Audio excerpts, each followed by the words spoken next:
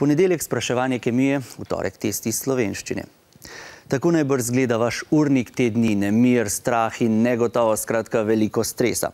Poglejmo, kako se z njim spoprijemajo učenci 9. razreda osnovne šole Antona Martina Slomška z Vrhnike, medtem ko čakajo na ocene testa iz biologije.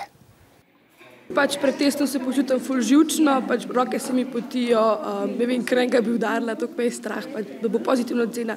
Če pišemo, na primer, zgodovino, kjer sem dober, nisem tako živčen. Če pa matematiko, sem pa tako ful živčen.